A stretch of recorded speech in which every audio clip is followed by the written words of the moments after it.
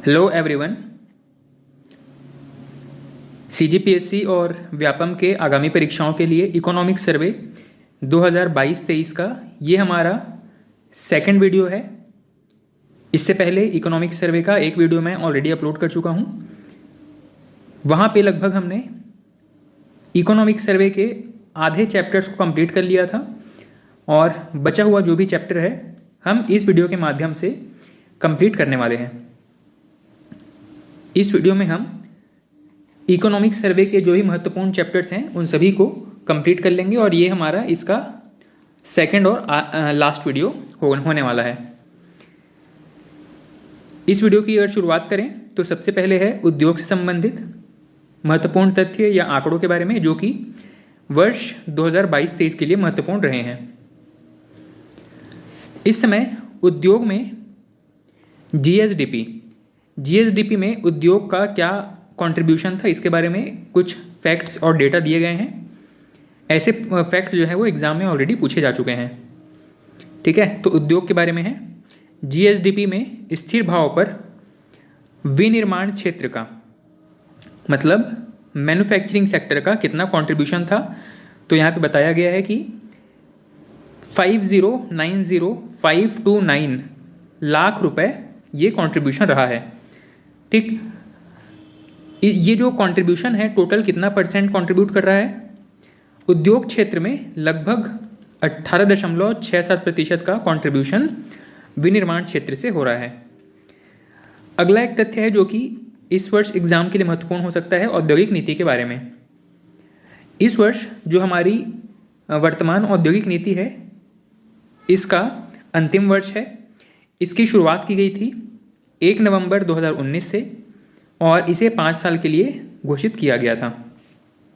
इसका जो last phase है 31 अक्टूबर 2024 तक ये जो ख़त्म होने वाला है। औद्योगिक नीति अपनी सीरीज़ का 5वां औद्योगिक नीति है छत्तीसगढ़ में। ठीक है, तो ये भी पूछ सकता है कि 5वीं औद्योगिक नीति का जो समय था वो कब से कब तक था? 1 नवंबर 2019 से लेकर के 31 अक्टूबर 2024 तक। इस औद्योगिक नीति में अलग अलग सेक्टर्स को प्रोत्साहित करने के लिए अलग अलग कैटेगरी में बांटा गया था। मतलब उद्योगों को प्रोत्साहित करने के लिए जो डिफरेंट कैटेगरीज थे इसमें मुख्य रूप से 3 कैटेगरी हमको देखने को मिलती है। सबसे पहला था उच्च प्राथमिकता क्षेत्र, नेक्स्ट है प्राथमिकता क्षेत्र और तीसरा था सामान्य क्षेत्र। उच्च प्राथमिकता क्षेत्र मतलब जिन क्षेत्रों को जिन फील्ड्स में काम करने के लिए या वहाँ पे इनोवेशन को ज़्यादा प्रमोट करना है। सेकंड था प्राथमिकता क्षेत्र मतलब जिस फील्ड में ऑलरेडी कुछ काम हो चुके हैं उनको थोड़ा सा और पुश करने की ज़रूरत है, उनको प्राथमिकता क्षेत्र में रखा गया था। और सामान्य क्षेत्र वे फील्ड्स जहाँ पे ऑलरेडी बहुत अच्छे तरीके से काम हो रहे हैं, जिन पे बहुत ज़्यादा फोकस करने की आवश्यकता नहीं है, लेकिन कोई व्यक्ति अगर उन फील्ड्स में भी उन क्षेत्रों में भी काम करना चाहते हैं तो उनको सामान्य क्षेत्र के अंदर प्रोत्साहित किया गया है। नेक्स्ट है नए स्थापित उद्योगों में स्थानीय आरक्षण के बारे में।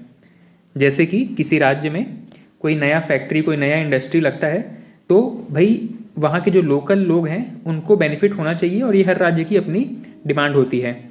हर राज्य में जब कुछ नए फैक्ट्री जब कोई नया बिजनेस लगता है, कोई बड़े बिजनेस, तो उनमें जनरली वहाँ पे डिमांड उठती है कि लोकल लोगों को प्राथमिकता दी जाए। यही चीज़ छत्तीसगढ़ के लिए भी लागू की गई है। बताया गया है कि अगर अकुशल कार्य की आवश्यकता है वहाँ पर, ठीक है, कोई लेबर टाइप के जो काम हो गए या कोई ऐसा कार्य जिसमें कि किसी भी प्रकार के स्किल की आवश्यकता नहीं होती है, ऐसे कार्यों के लिए उस फैक्ट्री में या उस उद्योग में जो भी वैकेंसी है उसमें 100% आरक्षण होगा छत्तीसगढ़ के लोगों के लिए। सेकंड कैटेगरी है अर्धकुशल। यहाँ पे इस मतलब ऐसे कार्य जहाँ पर कुछ ना कुछ कौशल की आवश्यकता होती है। इन फील्ड्स में 70% रिजर्वेशन है छत्तीसगढ़ के लोगों के लिए। और लास्ट कैटेगरी था कुशल श्रमिक, जहाँ पर स्किल्ड लेबर की रिक्वायरमेंट है और यदि वैसा स्किल राज्य में अवेलेबल है तो लगभग 40% इनको आरक्षण दिया जाएगा। इसमें एडमिनिस्ट्रेशन वर्क भी शामिल है। कुशल श्रमिकों के अंदर एडमिनिस्ट्रेटिव पोस्ट भी शामिल है। यहाँ पे 40% आरक्षण यहाँ के स्थानीय निवासियों के लिए दिया जाना तय किया गया है। अगला है औद्योगिक पुरस्कार के बारे में। यहाँ से भी प्रश्न पूछे गए हैं। औद्योगिक पुरस्कार छत्तीसगढ़ में टोटल 5 कैटेगरी में दिए जाते हैं। पहला है सूक्ष्म एवं लघु उद्योग, अगला है निर्यातक, तीसरा है महिला, चौथा है स्टार्टअप कैटेगरी और पांचवा है SC ST द्वारा स्थापित किए गए उद्योग। इन सभी उद्योगों में औद्योगिक पुरस्कार में 5 श्रेणियां शामिल की गई हैं और सभी में फर्स्ट, सेकंड, थर्ड प्राइज दिए जाते हैं। ठीक है, इस प्रकार याद रखिएगा औद्योगिक पुरस्कार केवल कितने श्रेणियों में बांटा गया है, तो 5 श्रेणियों में बांटा गया है। अगला है लॉजिस्टिक पार्क नीति। लॉजिस्टिक का मतलब क्या होता है? इसका मतलब है सामान को एक जगह से दूसरे जगह तक ले जाने में लगने वाला समय और लगने वाली जो व्यवस्था है, जो सुविधा है, इसको लॉजिस्टिक के अंतर्गत रखा जाता है। ठीक है, लॉजिस्टिक टाइम अगर ज़्यादा है इसका मतलब है कि 2 पॉइंट के बीच सामान ट्रांसपोर्ट करने में समय ज़्यादा लग रहा है। लॉजिस्टिक कॉस्ट ज़्यादा है, कहने का मतलब है कि एक जगह से दूसरी जगह सामान भेजने में ज़्यादा खर्च करना पड़ रहा है। ठीक है, तो लॉजिस्टिक का मतलब क्या हो गया? ट्रांसपोर्ट का जो फैसिलिटी है, इसी को लॉजिस्टिक कहा गया है। ये जो लॉजिस्टिक पार्क नीति है छत्तीसगढ़ में 1 अप्रैल 2018 से लेकर के 31 मार्च 2023 तक चल रहा था। इसका उद्देश्य ये था कि राज्य में लॉजिस्टिक या सामान को ट्रांसपोर्ट करने से जो संबंधित नीति है, इसमें पॉजिटिव चेंजेस किए जाएं। ठीक है, अब इसके अंतर्गत भाई सामान या तो आप रेल से भेजोगे या रोड से भेजोगे या वाटरवेज से भेजोगे या फिर एयर के थ्रू भेजोगे। ठीक है, यही कुछ पॉसिबल मेथड्स हैं आज के समय में। तो इसके लिए आपको बहुत सारे इंफ्रास्ट्रक्चर प्रोजेक्ट इस्टेब्लिश करने पड़ेंगे और इसी कैटेगरी में देश में सबसे पहला एक multi modal logistic park, multi modal कहने का मतलब है जहाँ पे कनेक्टिविटी रेल, रोड, वाटर सभी से हो और प्रॉपर इंफ्रास्ट्रक्चर हो, इसको कहा जाता है मल्टी मॉडल लॉजिस्टिक पार्क। देश का पहला मल्टी मॉडल लॉजिस्टिक पार्क स्थापित किया गया है जोगीघोपा, असम में, और इसी प्रकार का multi modal logistic park Chhattisgarh में प्रस्तावित किया गया है, जो कि रायपुर में प्रस्तावित है। नेक्स्ट पॉइंट है छत्तीसगढ़ राज्य औद्योगिक विकास निगम लिमिटेड। छत्तीसगढ़ राज्य औद्योगिक विकास निगम लिमिटेड, इसकी स्थापना की गई है 7 अप्रैल 2001 में। ठीक है, अब जैसा इसके नाम से समझ में आ रहा है इसका काम क्या होगा? औद्योगिक क्षेत्र के विकास से संबंधित नीति और डिसीजंस बनाना, साथ ही इन नीतियों का कितना पालन हो रहा है, डिसीजंस का जो भी डिसीजन लिए गए थे सरकार के द्वारा वो कितने ग्राउंड लेवल पर इम्प्लीमेंट किए जा रहे हैं, इस चीज़ को मॉनिटर करना। छत्तीसगढ़ राज्य औद्योगिक विकास निगम लिमिटेड, 7 अप्रैल 2001 को इसका स्थापना हुआ था। अगला है औद्योगिक क्षेत्र का वर्गीकरण। हमारे यहाँ आपको ये पता है कि जो इकोनॉमी में अलग अलग कंट्रीब्यूशन के हिसाब से हम प्राइमरी, सेकेंडरी और टर्शियरी सेक्टर में कार्यों को डिवाइड करते हैं, लेकिन जो उद्योग क्षेत्र है उसको वापस छत्तीसगढ़ में 4 कैटेगरी में बांटा गया है। उनके एरिया के हिसाब से कितने एरिया में वो इस उद्योग लगाया गया है या फिर किसी नए प्रोजेक्ट के लिए कितना एरिया का रिक्वायरमेंट है, इस आधार पर इसे 4 कैटेगरी में बांटा गया है। पहला है वृहद उद्योग, सेकंड है मध्यम उद्योग, तीसरा है लघु उद्योग और चौथा है सूक्ष्म उद्योग। ऐसे उद्योग जहां 200 हेक्टेयर से अधिक भूमि की रिक्वायरमेंट है या जो उद्योग 200 हेक्टेयर से ज़्यादा भूमि में लगे हुए हैं, इन्हें वृहद की कैटेगरी में रखा जाता है। मध्यम में 100 से लेकर के 200 हेक्टेयर, लघु में 50 से लेकर के 100 हेक्टेयर, और ऐसे उद्योग जो 50 हेक्टेयर से कम भूमि की रिक्वायरमेंट रखते हैं या 50 हेक्टेयर से कम भूमि में स्थापित किए गए हैं, इन्हें सूक्ष्म की कैटेगरी में रखा जाता है। ठीक है, तो पूछ सकता है एग्जाम में कि किसके लिए कितनी भूमि की रिक्वायरमेंट होती है या औद्योगिक क्षेत्र में वर्गीकरण में टोटल कितने भाग बांटे गए हैं। अगला है एकीकृत अधोसंरचना विकास केंद्र के बारे में, IIDC। एकीकृत अधोसंरचना विकास केंद्र यह टोटल 3 जगहों पर स्थापित किया गया है।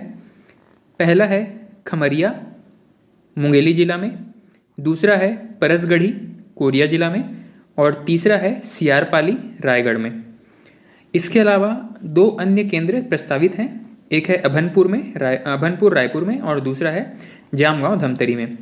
ठीक, तो अगर पूछा जाए कि एकीकृत अधोसंरचना विकास केंद्र छत्तीसगढ़ में कितने स्थानों पर स्थापित किए गए हैं? तो 3 स्थान याद रखिएगा, ऐसा प्रश्न पूछा गया है। और कितने प्रस्तावित हैं? तो 2 जगह प्रस्तावित हैं। ठीक, अगला है स्टैंड अप इंडिया पात्रता के बारे में। स्टैंड अप इंडिया क्या है ये तो आपको पता है, ठीक है। अब इसके लिए पात्रता के बारे में प्रश्न पूछा गया है पहले भी। स्टैंड अप इंडिया ये जो स्कीम है, सरकार की जो पहल है, इसमें कौन कौन लोग पात्र होंगे? तो इसमें SC ST और महिला वर्ग पात्र है। ठीक, SC ST में महिला पुरुष दोनों शामिल हैं और अदर कैटेगरीज में केवल महिलाएं ही शामिल होंगी।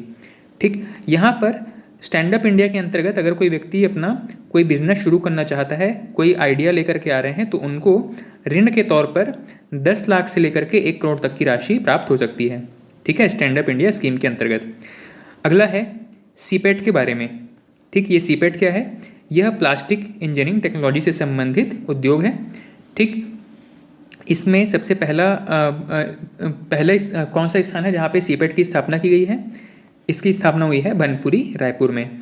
इसके अलावा एक और सीपेट प्रस्तावित है आपका कोरबा में। ठीक है, तो सीपेट क्या चीज़ है? सीपेट का फुल फॉर्म याद रखिएगा।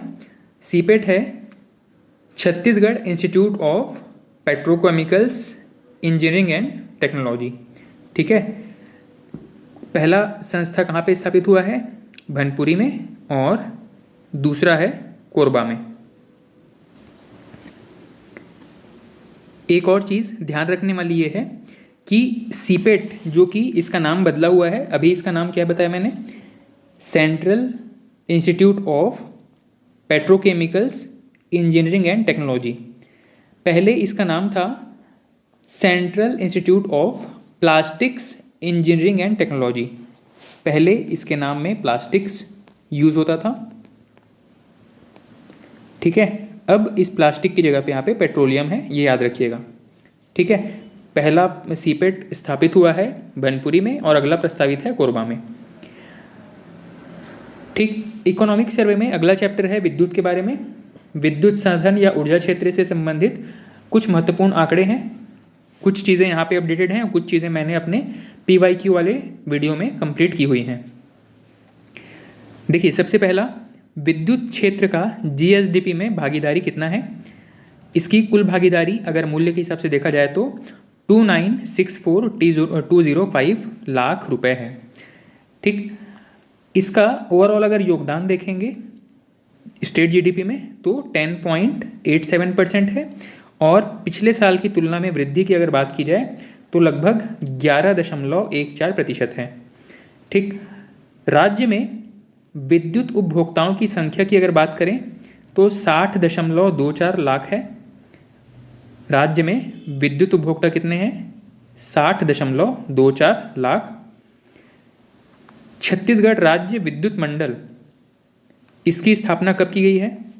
इसकी स्थापना हुई है 15 नवंबर सन 2000 को। इसके साथ हम उस समय 1360 मेगावाट उत्पादन क्षमता थी हमारे पास में। ठीक है,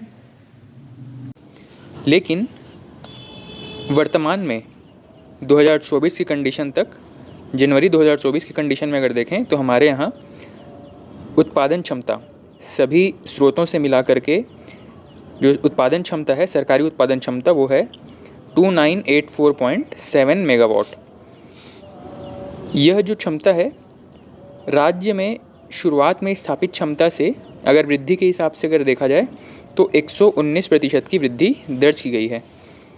यह प्रश्न सीधा सीधा भी पूछा गया है कि कितने प्रतिशत की वृद्धि हुई है। यहाँ पर जो भी चीज़ें एक पॉइंट के तौर पे लिखी गई हैं वो एक इंडिविजुअल क्वेश्चन बना हुआ है। ठीक है, तो ये भी एक प्रश्न बना है कि राज्य में कितनी वृद्धि दर्ज हुई है। गठन के समय से अभी तक 119% की वृद्धि हो चुकी है। शुरुआत में 1360 मेगावाट और वर्तमान में है 2984.7 मेगावाट।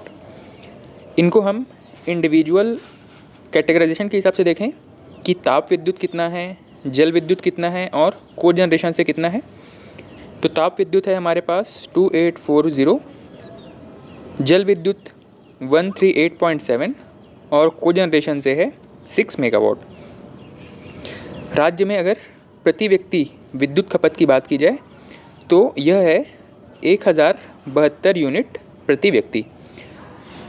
क्योंकि इलेक्ट्रिसिटी में जनरेशन से लेकर के एक उपभोक्ता तक पहुंचने में बहुत प्रकार की हानि हो जाती है। एक तो स्वयं तकनीकी हानि, वो तो अलग चीज़ है। दूसरा है जो बिजली की चोरी की जाती है। तो इस प्रकार अगर विद्युत उत्पादन से लेकर के वितरण तक कुल हानि की बात करें तो लगभग 18.12% की हानि दर्ज की गई है। अगला है उपभोक्ता, किस क्षेत्र में कितने उपभोक्ता हैं।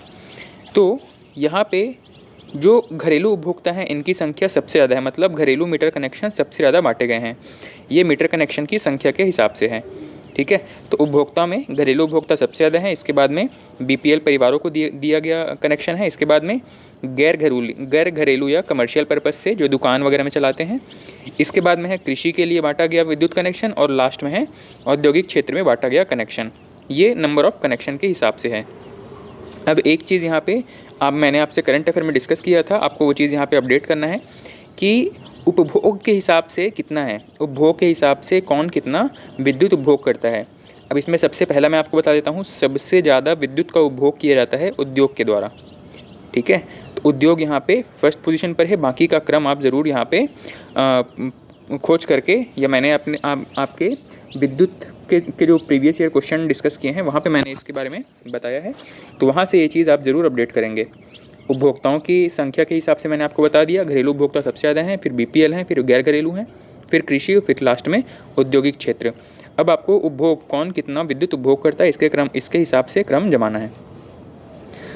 अगला है छत्तीसगढ़ में सबसे नया ताप विद्युत गृह कौन सा है। इसका करेक्ट आंसर है मड़वा तेंदुभाटा, जो कि जांजगीर चांपा में है।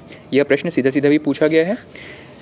वर्ष 2016 में इसका गठन किया गया था। यहाँ पर टोटल 1000 मेगावाट की उत्पादन क्षमता है, 500 मेगावाट के 2 यूनिट लगे हुए हैं, और 2018 में इसका नाम बदल करके अटल बिहारी वाजपेयी ताप विद्युत गृह कर दिया गया है। ये सारी चीज़ें एक एक करके प्रश्न पूछी गई हैं, कई क्वेश्चन रिपीट भी हुए हैं, जैसा कि मड़वा तेंदुभाटा में कितना मेगावाट का उत्पादन क्षमता है, ये कई बार पूछा गया है, ठीक है। 2016 के बाद से कई बार ये चीज़ पूछा गया है। अटल बिहारी वाजपेयी के नाम पर रखा गया है, ये चीज़ 2 बार पूछा जा चुका है, ठीक है। तो ये चीज़ याद रखिएगा कि जो भी चीज़ें यहाँ पर पॉइंट के तौर पे लिखी गई हैं किसी न किसी एग्ज़ाम में पूछी गई हैं या उस पैटर्न के सवाल पूछे गए हैं, ठीक है। क्योंकि ये प्रीवियस ईयर क्वेश्चन तो नहीं है, ये है आपका इकोनॉमिक सर्वे, और इकोनॉमिक सर्वे के जिस पैटर्न पर क्वेश्चन पूछे गए हैं वही चीज़ें हमने यहाँ पर इंक्लूड की हैं। अगला एक चैप्टर है यहाँ पे ग्रामीण विकास एवं रोजगार के बारे में। आपको पता है कि छत्तीसगढ़ में त्रिस्तरीय पंचायती राज की व्यवस्था है। सबसे पहला है ग्राम पंचायत, दूसरा है जनपद पंचायत, और तीसरा है जिला पंचायत। ये हम ग्रामीण क्षेत्र की बात कर रहे हैं। नगरीय निकाय में यही स्ट्रक्चर है, मतलब त्रिस्तरीय संरचना है, पर उनका नाम क्या है, नगर पंचायत, नगर परिषद और नगर निगम, ठीक। अब यहाँ से ये प्रश्न पूछा गया है कि त्रिस्तरीय पंचायत में ग्राम पंचायतों की संख्या कितनी है, जनपद पंचायत की संख्या कितनी है, और जिला पंचायत की संख्या कितनी है। तो हमारे यहाँ 2019 के पहले जो आंकड़े आए थे उसके हिसाब से 10,971 ग्राम पंचायत थे। याद रखिएगा कि ये ग्राम पंचायतों की चर्चा हो रही है, गाँवों की संख्या अलग है। टोटल अगर ग्राम पूछा जाए, ग्राम की संख्या है 20,126 हुआ करती थी, जो कि लेटेस्ट डेटा के हिसाब से 20,255 हो चुकी है। 2019-20 में जो नए आंकड़े आए हैं उसके हिसाब से छत्तीसगढ़ में टोटल ग्राम है 20,255, टोटल ग्राम पंचायत हैं 11,664, और जनपद पंचायत है 146 तथा जिला पंचायत 28 के हिसाब से आंकड़े भी जारी किए गए हैं। लेकिन हर एक जिले में क्योंकि एक जिला पंचायत होगा ही, तो अब मान के चलिए कि 33 जिला पंचायत होंगे, ठीक है। तो ग्राम, फिर उससे बहुत सारे गाँव को मिलाकर, एक या एक से अधिक गाँव को मिला करके ग्राम पंचायत बनेगा, फिर जनपद पंचायत और फिर जिला पंचायत, ठीक है। तो ग्राम का संख्या याद रखिएगा, ग्राम और ग्राम पंचायत की संख्या में काफ़ी डिफरेंस है, ये भी याद रखिएगा। लगभग आधे ग्राम पंचायत जितना है ग्राम जितना है उसका आधा है ग्राम पंचायत, ठीक है। अगला है ग्रामीण जनसंख्या के बारे में। छत्तीसगढ़ में जो पुराने आंकड़े हैं 2011 के जो सेंसस हैं उसके हिसाब से ग्रामीण जनसंख्या लगभग 1.96 करोड़ है, और यह राज्य की जनसंख्या में टोटल 76.76% का कंट्रीब्यूशन करता है। वहीं बात करें अनुसूचित क्षेत्र की, तो राज्य में लगभग 16 जिलों को अनुसूचित क्षेत्र, पूर्ण अनुसूचित क्षेत्र के अंतर्गत शामिल किया गया है, जबकि 5 जिलों को अंशतः अनुसूचित क्षेत्र के अंतर्गत शामिल किया गया है। अनुसूचित क्षेत्र ऐसे एरिया हैं जहाँ पर 50% से ज़्यादा पॉपुलेशन जो है आपके SC ST कैटेगरी के होंगे। अगला है मनरेगा के बारे में। मनरेगा ग्रामीण रोजगार में बहुत बड़ा योगदान देता है। तो मनरेगा का शुरुआत किया गया था 2 फरवरी 2006 से अनंतपुर आंध्र प्रदेश से। इसके अंतर्गत केंद्र सरकार के द्वारा 100 दिन का कार्य या 100 दिन का रोजगार आवंटित किया जाता है। ऐसे व्यक्ति जो कार्य करने के इच्छुक हैं, उनको कार्य की उपलब्धता नहीं है, उनके अपने गांव या उसके आसपास ही 5 किलोमीटर के दायरे में रोजगार दिया जाता है। ठीक है, ये अनस्किल्ड लेबर होता है, मतलब इसके लिए किसी खास स्किल की आवश्यकता नहीं होती, जैसे कि नहर खोदना, नाली बनाना या फिर किसी भी तरीके का अन्य कार्य जो सरकार के द्वारा निर्धारित किया गया हो, वो सारे कार्य इसके अंतर्गत दिए जाते हैं लोगों को। ठीक है, तो 100 दिन का रोजगार केंद्र सरकार के द्वारा दिया जाता है। वहीं छत्तीसगढ़ सरकार ने 2013-14 से इसमें कुछ एक्स्ट्रा डेज ऐड किए हैं और अब सरकार द्वारा लगभग 150 दिनों का रोजगार दिया जाता है छत्तीसगढ़ में। अगर इसमें महिला भागीदारी की बात करें तो लगभग 52% महिला भागीदारी है, मतलब टोटल जो मजदूर हैं उनमें 52% महिलाएं हैं। यहाँ पे मजदूरी दर की अगर बात करें तो अप्रैल 2022 के हिसाब से यहाँ पे 204 रुपये प्रति व्यक्ति प्रतिदिन दिया जाता है। अभी हाल ही में इसमें कुछ संशोधन हुए हैं, ये चीज़ मैंने आपको करंट अफेयर में अपडेट किया है। ठीक, अब आप इसको सर्च कीजिएगा, रिवाइज़ करेंगे, बताएंगे कि नया मजदूरी दर कितना है। ठीक, छत्तीसगढ़ में 2022 के अकॉर्डिंग जो डाटा है, जो कि आपके इकोनॉमिक सर्वे में दिया गया है, वो है 204 रुपये प्रति व्यक्ति प्रतिदिन। अभी हाल ही में जो लेटेस्ट डेटा है उसके हिसाब से यहाँ पर क्या आंकड़े हैं, आप इसको ज़रूर सर्च करके याद रखिएगा। अगला है मजदूरी और मजदूरी जो सामग्री है उसमें व्यय का अनुपात कितना होगा। ठीक है, जब भी कोई प्रोजेक्ट शुरू करेंगे तो वहाँ पर मजदूरों का जो कार्यबल है या श्रम बल है वो तो लगेगा ही, लेकिन कुछ सामान भी लगेगा वहाँ पे। ठीक, अब इसमें कितना कितना रेशो खर्च किया जाएगा, तो मजदूरी के लिए निर्धारित किया गया है कि मजदूरी और सामग्री का रेशो 60-40 या इसके आसपास हो सकता है। मजदूरी में 60 रुपये अगर खर्च किया जाएगा तो सामग्री में 40 रुपये ही खर्च किया जा सकता है। ठीक है, अगला है NRLM मिशन के बारे में, नेशनल रूरल लाइवलीहुड मिशन। अब इसके नाम से समझ में आ रहा है रूरल लाइवलीहुड मतलब ग्रामीण रोजगार से संबंधित है। ठीक, इसके अंतर्गत BPL कैटेगरी के जो युवा हैं इनको रोजगार देने या उनको किसी रोजगार के लिए ट्रेन करने का ये प्रावधान था। अप्रैल 2013 में इसको शुरू किया गया और केंद्र और राज्य के बीच में यहाँ पे जो एक्सपेंसेस हैं उसका डिवीज़न होता है। 60% केंद्र वहन करती है और 40% राज्य सरकार के द्वारा वहन किया जाता है। अगला एक स्कीम है जो कि इसके यहाँ पे इकोनॉमिक सर्वे में ऐड किया गया है, वो है RSETI। RSETI क्या है, इसका फुल फॉर्म है रूरल सेल्फ एम्प्लॉयमेंट। अब सेल्फ एम्प्लॉयमेंट से समझ में आ रहा है कि ये स्वरोजगार से संबंधित कोई प्रशिक्षण देने वाला कार्यक्रम है। Rural self employment training school. पूछा जा सकता है कि RSETI किस चीज़ के बारे में है, तो पहली चीज़ कि ये सेल्फ एम्प्लॉयमेंट के बारे में है और दूसरा है कि यह ट्रेनिंग प्रोवाइड करता है। ये स्कीम जो है वो जो युवा हैं उनको ट्रेनिंग प्रोवाइड करता है रूरल एरिया के। Rural self employment training school, इसके अंतर्गत 10 से लेकर के 45 दिन का आवासीय प्रशिक्षण दिया जाता है, वो भी निःशुल्क। 10 से लेकर के 45 दिन का आवासीय प्रशिक्षण निःशुल्क प्रोवाइड किया जाता है। अगला है ग्राम सड़क योजना। ग्राम सड़क योजना में 2 कैटेगरी की योजना है। एक तो आपको पता है PM ग्राम सड़क योजना, प्रधानमंत्री ग्राम सड़क योजना। आप जब भी किसी गांव में एंटर करते होंगे तो बहुत संभावना है कि आपको वहां पर प्रधानमंत्री ग्राम सड़क योजना का बोर्ड लगा हुआ दिख जाए। दूसरा है मुख्यमंत्री ग्राम सड़क योजना। दोनों अलग अलग समय पर शुरू किए गए हैं। प्रधानमंत्री ग्राम सड़क योजना बहुत पुरानी योजना है, 25 दिसंबर 2000 से शुरू किया गया है और मुख्यमंत्री ग्राम सड़क योजना इसे अप्रैल 2011 में शुरू किया गया है। वर्ष ज़रूर याद रखिएगा, प्रधानमंत्री वाला स्कीम 2000 से शुरू है और मुख्यमंत्री वाला स्कीम छत्तीसगढ़ में 2011 से शुरू किया गया था।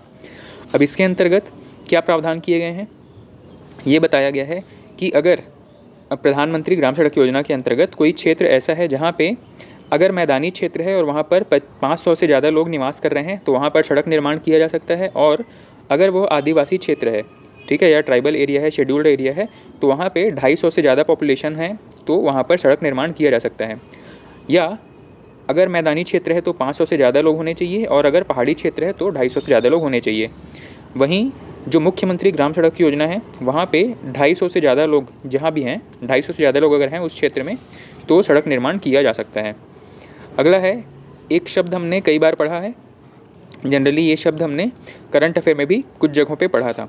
माडा, ये माडा क्या चीज़ है? माडा एक ऐसा वर्ड है जो कि आप मान के चलिए कि शेड्यूल्ड एरिया से संबंधित है।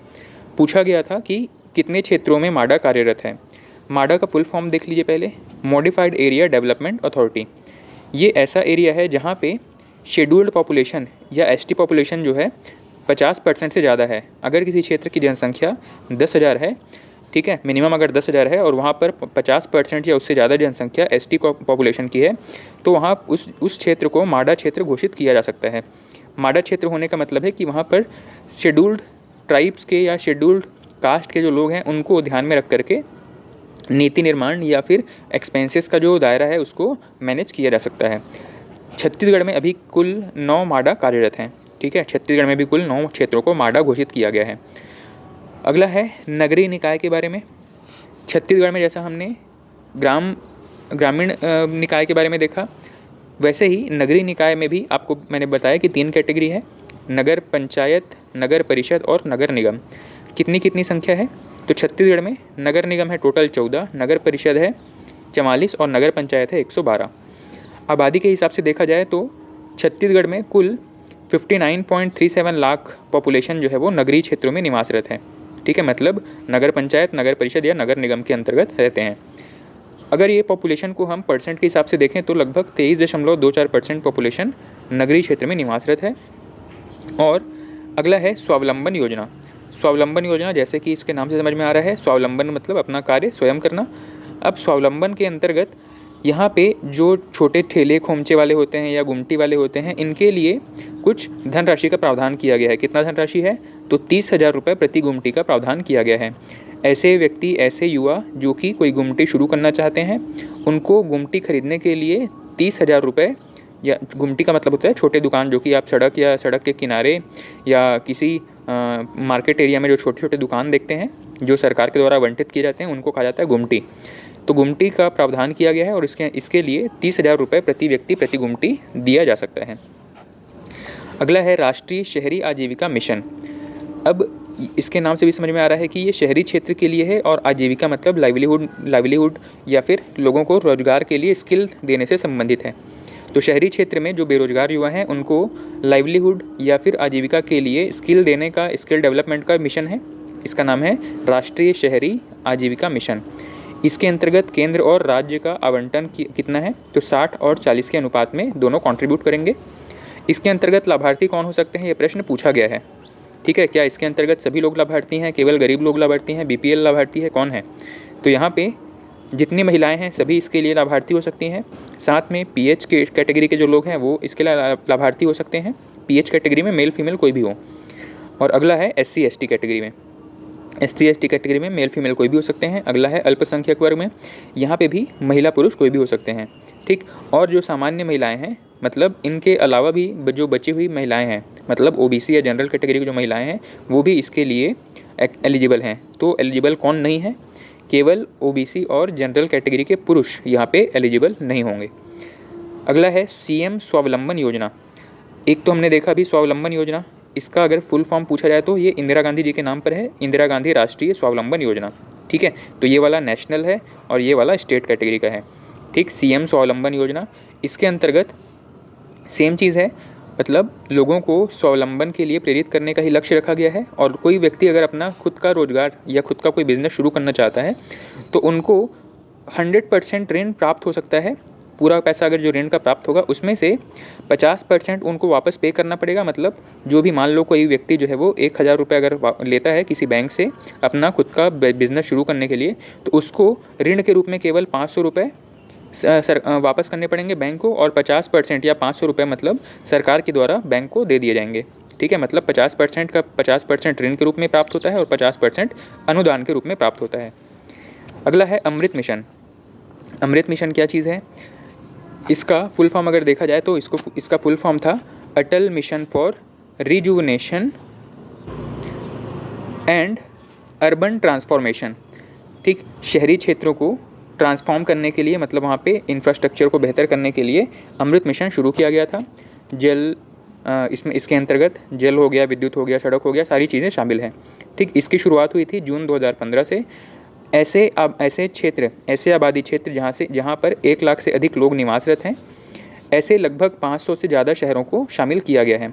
अभी इसमें लेटेस्ट अपडेट नहीं पता है कि अमृत मिशन के अंदर क्या कुछ नया प्रावधान किया गया है, तो इसमें आप याद रखिएगा 3 चीज़ें। इसकी शुरुआत कब हुई थी, कितनी आबादी को शामिल किया जाता है, मतलब 1 लाख से ज़्यादा आबादी रहनी चाहिए उस क्षेत्र में, और ऐसे 500 शहर को शामिल किया गया है। अगला है स्मार्ट सिटी मिशन, 2015 से शुरू किया गया है। इसके बारे में आप बहुत कुछ पढ़ चुके होंगे, बहुत कुछ आपको पता है। जो बेसिक फैक्ट है इसके बारे में पूछा जाने लायक और जो पूछा गया है वो है कि कितने शहरों को, भारत के कितने शहरों को शामिल किया गया है। तो टोटल इस स्कीम के अंतर्गत 100 शहरों को शामिल किया गया है देश भर में। और छत्तीसगढ़ में अगर बात किया जाए तो छत्तीसगढ़ के 3 शहर हैं, एक है रायपुर, एक है नया रायपुर और एक है बिलासपुर। इन तीनों को स्मार्ट सिटी मिशन के अंतर्गत शामिल किया गया है। अगला है स्वच्छता सर्वे 2022 के बारे में।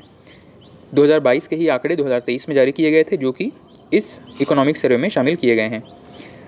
अगर हम बात करें ओवरऑल पूरे देश में सबसे पहले प्रथम स्थान पर कौन सा राज्य है, तो पहले राज्य पर है मध्य प्रदेश, सेकंड पर है छत्तीसगढ़ और थर्ड पे है महाराष्ट्र। ठीक, MP, CG और महाराष्ट्र। अब यहाँ पे अलग से शहरों का भी लिस्ट जारी किया गया है। पहला लिस्ट जो हमने देखा, ये राज्यवार स्वच्छता के हिसाब से क्या कार्य हुए हैं इस चीज़ के लिए है। और दूसरा जो है वो 1 लाख प्लस आबादी वाले कितने शहर हैं जो कि जिनकी रैंकिंग यहाँ पर बताई गई है।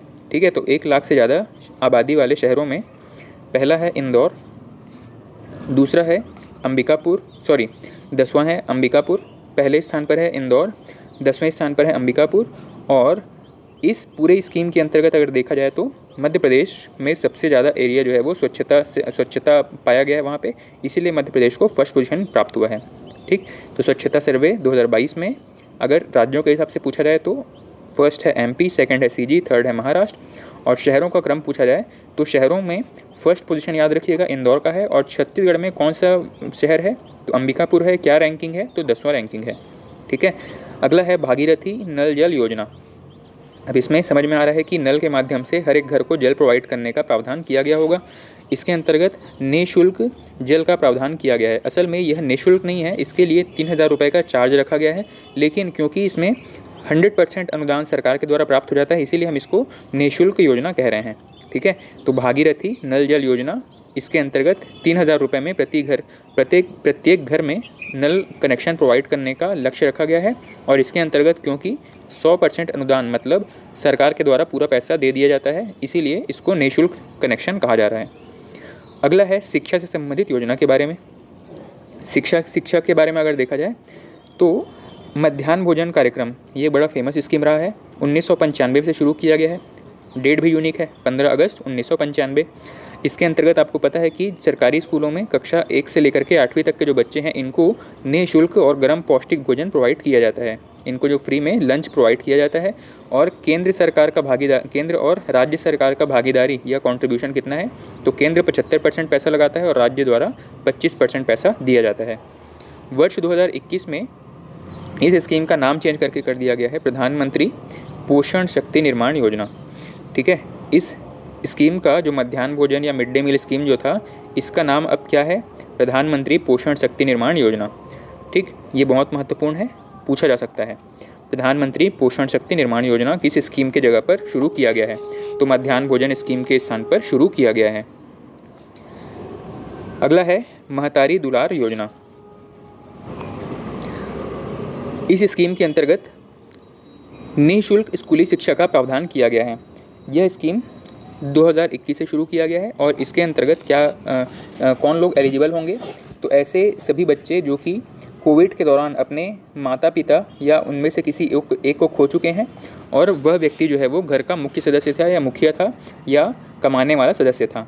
ठीक है, यदि किसी बच्चे की फैमिली में उनकी माता जो है वो घर की मुखिया थी और उनका देहांत हो गया होगा, तो भी बच्चे जो है वो एलिजिबल होंगे। अगर पिता कार्यरत थे या पिता जो है वो घर के कमाऊ सदस्य थे, अगर उनकी मृत्यु हो गई कोविड के दौरान, तो उन फैमिलीज़ को भी इसके अंतर्गत शामिल किया जाएगा। मतलब कोविड-19 के दौरान चाहे बच्चे के माता पिता या दोनों अगर स्वर्गवासी हो गए हैं और बच्चे जो है वो अनाथ हो गए हैं या बेसहारा हो गए हैं, यदि उनके माता पिता में से कोई कमाने वाला सदस्य जो है वो चला गया है, और यदि दोनों सदस्य चले गए हैं, ऐसे किसी भी कैटेगरी में, मतलब बच्चे की फ़ीस भरने वाला कोई नहीं है घर पे, उस कैटेगरी में सरकार इनका खर्च वहन करेगी और इनको निःशुल्क स्कूली शिक्षा प्रोवाइड किया जाएगा। साथ ही इनको छात्रवृत्ति के रूप में कक्षा 1 से लेकर के 8वीं तक 500 रुपये और 9वीं से लेकर के 12वीं तक 1000 रुपये का प्रावधान किया गया है। नेक्स्ट हम देख लेते हैं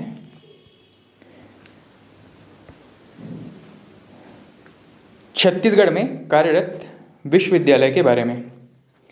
छत्तीसगढ़ में वर्तमान में एक केंद्रीय विश्वविद्यालय है, 9 राजकीय विश्वविद्यालय हैं और 15 निजी विश्वविद्यालय हैं। हमारे लिए अभी एग्ज़ाम के हिसाब से क्या महत्वपूर्ण है, राज्य में एक और नया प्राइवेट विश्वविद्यालय को मान्यता दिया गया है। ठीक है, इसका नाम क्या है? इसका नाम है आंजनेय विश्वविद्यालय, रायपुर में है। ठीक, अगला है ITI के बारे में।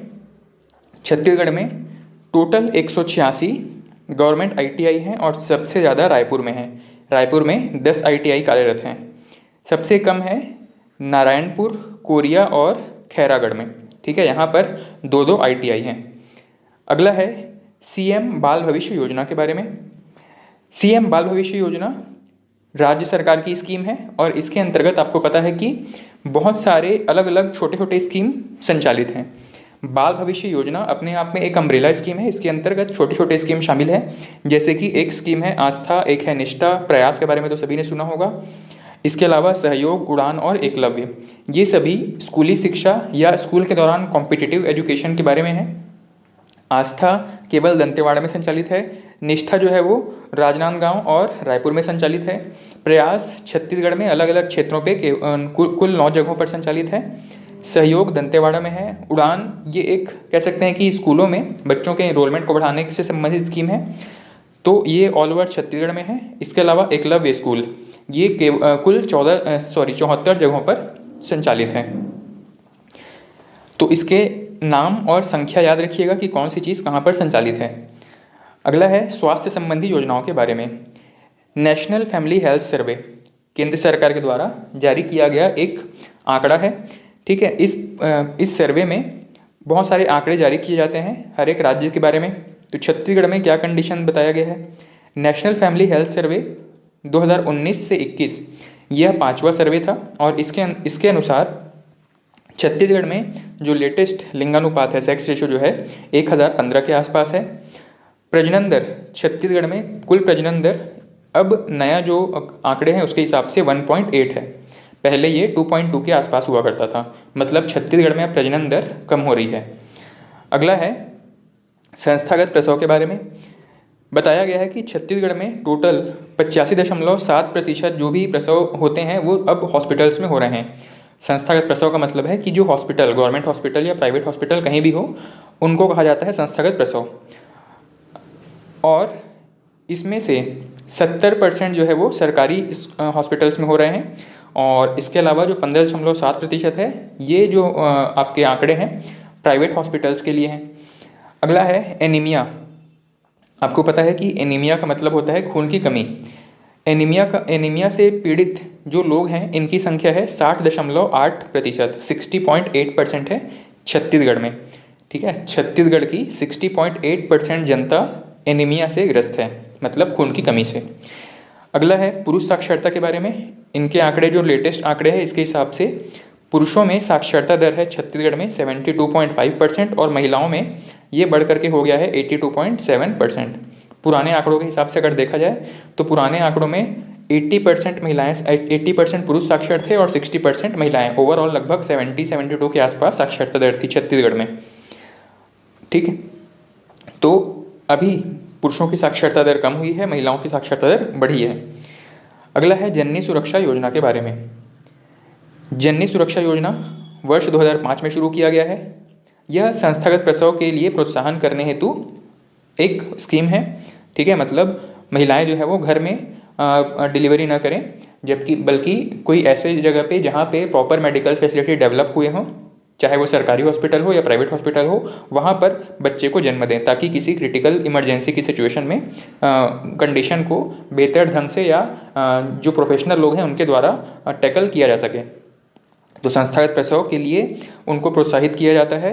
अर्बन एरियाज़ में माताओं को 1,000 रुपये और रूरल एरियाज़ में मतलब ग्रामीण क्षेत्र में 1,400 रुपये की प्रोत्साहन राशि दी जाती है। अगर कोई महिला किसी भी हॉस्पिटल में अपना डिलीवरी करवाती है तो उनको सरकार की तरफ से, ग्रामीण क्षेत्र की महिला है तो 1,400 रुपये और शहरी क्षेत्र की महिला है तो 1,000 रुपये प्रोत्साहन राशि दिया जाता है। अगला है नवाभियान योजना। यह घरेलू हिंसा से पीड़ित महिलाओं की सुरक्षा के लिए है। इसके अंतर्गत घरेलू हिंसा महिला संरक्षण अधिनियम वर्ष 2005 में जो शुरू किया गया था, इसके अंतर्गत महिलाओं की सहायता के लिए सरकार की एक स्कीम है नवाभियान योजना। ठीक, इस योजना के अंतर्गत महिलाओं को घरेलू हिंसा से प्रोटेक्शन प्रोवाइड किया जाता है और इसके लिए कई प्रकार की अलग अलग स्कीम चल रही है, जैसे कि सखी वन स्टॉप सेंटर है, कई प्रकार के कॉल नंबर्स या टोल फ्री नंबर्स दिए गए हैं। ठीक है, किसी भी प्रकार की कानूनी सहायता के लिए कुछ प्रोविजंस किए गए हैं, पुलिस सहायता के लिए प्रोविजंस किए गए हैं। तो सखी वन स्टॉप सेंटर में इनको सारी जानकारी एक साथ प्राप्त हो जाती है। ठीक है, अगला है मातृवंदना योजना। मातृवंदन योजना के अंतर्गत महिलाओं को, जो भी गर्भवती महिलाएं हैं, चाहे ग्रामीण के क्षेत्र की हों या शहरी क्षेत्र की हों, वर्ष 2017 से उनके लिए एक स्कीम शुरू की गई है। 5,000 रुपये प्रति गर्भवती महिला दिया जाता है। पहला जो किस्त है इसमें 3 किस्त में पैसे दिए जाते हैं, 1,000, 2,000 और 2,000 की 3 किस्त हैं। ठीक, तो 1,000 रुपये की पहली किस्त इनको प्राप्त होती है गर्भधारण के 150 दिन के अंदर। अगला है 2,000 रुपये की दूसरी किस्त प्राप्त होती है 180 दिन के अंदर, और जो बचा हुआ 2,000 रुपये है यह शिशु के जन्म के बाद, उसके टीकाकरण के या प्रथम टीकाकरण के बाद प्राप्त हो जाता है। ठीक है, तो ये 3 किस्त में हर महिला को 5,000 रुपये प्राप्त होते हैं। कौन सी योजना है? मातृवंदन योजना। प्रश्न पूछेगा मातृवंदन योजना के अंतर्गत कितने रुपए प्रति महिला दिए जाते हैं, तो 5,000 रुपये। प्रश्न पूछेगा कि 5,000 रुपये की यह राशि को कितने किस्त में दिया जाता है, तो 3 किस्त में। ठीक है, प्रथम किस्त में कितना दिया जाता है? 1,000 रुपये, दूसरा में 2,000, तीसरा में 2,000। अगला है नौनी सुरक्षा योजना के बारे में। अप्रैल 2014 से शुरू किया गया है। यहाँ पे 1 लाख रुपए तक का सहायता दिया जाता है। किस चीज़ के लिए? अगर कोई फैमिली अपनी बच्ची का विवाह 18 वर्ष तक अगर नहीं करते हैं, मतलब 18 वर्ष से कम में करेंगे तो मतलब बाल विवाह की कैटेगरी में आ जाएगा, नाबालिग है लड़की अभी। ठीक है, तो 18 वर्ष के बाद अगर 18 वर्ष तक उनका विवाह नहीं किया है और उनको 12th तक की पढ़ाई करवाई है, तो ऐसे किसी भी व्यक्ति को उनकी पुत्री के लिए 1 लाख रुपए की राशि प्राप्त हो सकती है। ऐसी किसी भी लड़की को, स्त्री को 1 लाख रुपए की राशि सरकार के द्वारा प्राप्त होगी। अगला है उज्ज्वला गृह योजना। उज्ज्वला गृह योजना क्या है? अब एक नाम आपने पढ़ा है उज्ज्वला योजना के बारे में, जो कि गैस सिलेंडर वितरण से संबंधित है। ये उससे बहुत अलग है। उज्ज्वला गृह योजना ये महिलाओं और बच्चों के ट्रैफिकिंग से संबंधित है। ट्रैफिकिंग रोकने के लिए यह स्कीम शुरू किया गया है। ठीक है, महिलाओं या बच्चों का अवैध व्यापार या इनका देह व्यापार करवाने से बचने के लिए यह स्कीम शुरू किया गया है। और इसके अंतर्गत 3 पार्टीज जो है वो पैसा कंट्रीब्यूट करती हैं, केंद्र सरकार, राज्य सरकार और कोई एनजीओ। ठीक, अब इसमें केंद्र सरकार का 60% पैसा लगता है, राज्य सरकार 30% पैसा देती है और एनजीओ जो बड़ी बड़ी कंपनीज है या जो कोई समाज सेवी जो संस्था है वहाँ से 10% फंडिंग इनको प्राप्त होती है। इस प्रकार इस पूरे स्कीम के लिए 100% पैसे में से 60 केंद्र, 30 राज्य और 10 एनजीओ के द्वारा प्राप्त होता है। अगला है महिला हेल्पलाइन नंबर। 2016 से महिलाओं को किसी भी समस्या से बचने के लिए उनके लिए एक हेल्पलाइन नंबर जारी किया गया है और ये हेल्पलाइन नंबर है 181। किसी भी इमरजेंसी की सिचुएशन में कोई भी महिला 181 पे कॉल करके और आगे का मार्गदर्शन प्राप्त कर सकती है। ठीक है, अगला है सीएम कन्या विवाह योजना। 2005-06 से संचालित है और नाम से समझ में आ रहा है कि यह राज्य सरकार द्वारा संचालित योजना है। इस विवाह योजना के अंतर्गत आपने कई बार ये देखा होगा कि जो सामूहिक विवाह हो रहे होते हैं वहाँ पे जो सरकार है वो विवाह का खर्च उठाती है और बहुत सारे गिफ्ट वगैरह भी जो नव दंपत्ति है उनको प्रोवाइड करती है। ये उसी विवाह के अंतर्गत, इसी स्कीम के अंतर्गत दिया जाता है। ठीक, इस स्कीम के कुछ खास पॉइंट जो कि आपको एग्जाम में पूछे जा सकते हैं वो सुन लीजिए। कन्या विवाह योजना वर्ष 2005 से संचालित है। इसके अंतर्गत बीपीएल कैटेगरी के सभी लोग और सीएम खाद्यान्न कार्डधारी, ठीक है, आपको पता है राशन कार्ड में कई प्रकार के कार्ड होल्ड करते हैं लोग, तो सीएम खाद्यान्न कार्ड जिनके पास है उन फैमिली की जो बच्चियां हैं वो भी इस स्कीम के अंतर्गत लाभ ले सकती हैं। लाभ क्या मिलेगा? किसी फैमिली की जो 2 कन्याएं हैं, 2 बच्चियां हैं, उनको 18 वर्ष। अगला स्कीम है सामाजिक सेवाओं से संबंधित। सामाजिक सेवाएं मतलब जो समाज में जो कह सकते हैं कि जो पीड़ित वर्ग जो वंचित वर्ग है उनको सुरक्षा देने के लिए कुछ स्कीम्स चलाई गई हैं। अब वंचित वर्ग कौन होते हैं, तो हमारे यहाँ बुजुर्ग हो गए, विकलांग हो गए, विधवा हो गए, ये सभी वंचित वर्ग की कैटेगरी में आते हैं।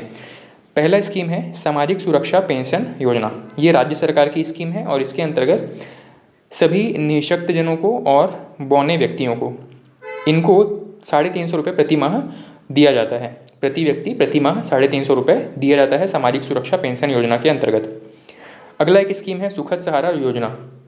राज्य सरकार की स्कीम है और इसके अंतर्गत विधवा और परित्यक्त महिलाओं की, परित्यक्त मतलब जिनको उनके ससुराल से निकाल दिया गया है, जिनको पति ने छोड़ दिया है, उनको कहा जाता है परित्यक्त। विधवा या परित्यक्त महिलाओं को 350 रुपये प्रति माह दिया जाता है। अगला स्कीम है निःशक्त जन विवाह प्रोत्साहन योजना।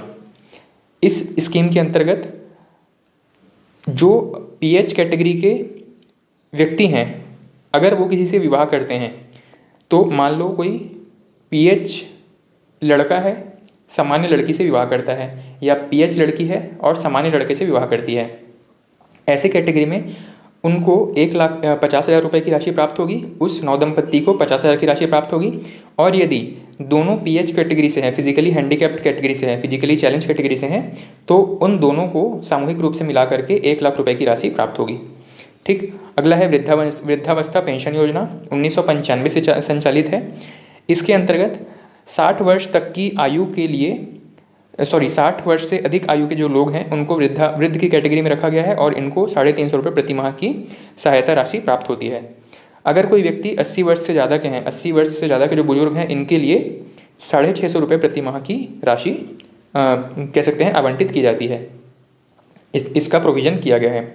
ठीक है। 60 प्लस के लिए 60 प्लस से लेकर के 79 तक के जो लोग हैं इनको 350 रुपये प्रति माह, और 80 से लेकर के जो भी आगे जीवित रहेंगे उनको 650 रुपये प्रति माह दिया जाएगा। अगला है राष्ट्रीय परिवार सहायता योजना। इसके अंतर्गत परिवार के यदि मुखिया कहने की मतलब है 18 से 60 वर्ष के आयु का व्यक्ति जो कि घर का मुखिया था या कमाने वाला सदस्य था, उसकी मृत्यु होने पर उस परिवार को एकमुश्त 20,000 रुपये की सहायता राशि प्राप्त होती है। ठीक है। यह है आपका राष्ट्रीय परिवार सहायता योजना। अगला है निःशक्त जन राष्ट्रीय पेंशन योजना। निःशक्त की कैटेगरी में अब इनके रूल्स देखने पड़ेंगे कि किनको इन्होंने निःशक्त या फिजिकली चैलेंज की कैटेगरी में रखा हुआ है। पर यह याद रखिएगा कि यह एक राष्ट्रीय योजना है। इससे पहले जो हमने देखा था निःशक्त जन और बौने लोगों के लिए, वो राज्य सरकार की योजना थी। तो निःशक्त जन राष्ट्रीय पेंशन योजना या राष्ट्रीय निःशक्त जन पेंशन योजना, इसके अंतर्गत 18 से 79 ईयर तक के लोग शामिल किए गए हैं। और इसके अंतर्गत केंद्र और राज्य की जो कॉन्ट्रीब्यूशन है 300 रुपये केंद्र देगा, 200 रुपये राज्य सरकार देगा। अगला स्कीम है पर्यटन से संबंधित स्कीम। इसमें सबसे पहला जो महत्वपूर्ण स्कीम है वो है स्वदेश दर्शन योजना। 2014-15 से शुरू किया गया है और इसके अंतर्गत राज्य के 13 प्रमुख पर्यटन स्थलों का चयन किया गया है।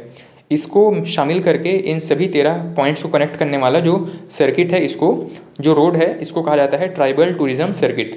ठीक है। ट्राइबल एरिया में 13 प्रमुख क्षेत्रों को दिखाने के लिए, उनको वहाँ पर टूरिज्म इंक्रीज करने के लिए, बढ़ाने के लिए जो योजना शुरू की गई है, इसका नाम है स्वदेश दर्शन योजना। और इसमें 13 पॉइंट्स को शामिल किया गया है। इस पूरे रूट को कहा जाता है ट्राइबल टूरिज्म सर्किट। अगला है प्रसाद योजना। यह डोंगरगढ़ में शुरू किया गया है। प्रसाद योजना के अंतर्गत डोंगरगढ़ के जो मंदिर हैं इसके आसपास एक ऐसा स्ट्रक्चर क्रिएट किया जाएगा जिसको ऊपर से देखने पर या जिसका टॉप व्यू लेने पर यह श्री यंत्र के जैसा दिखाई देगा।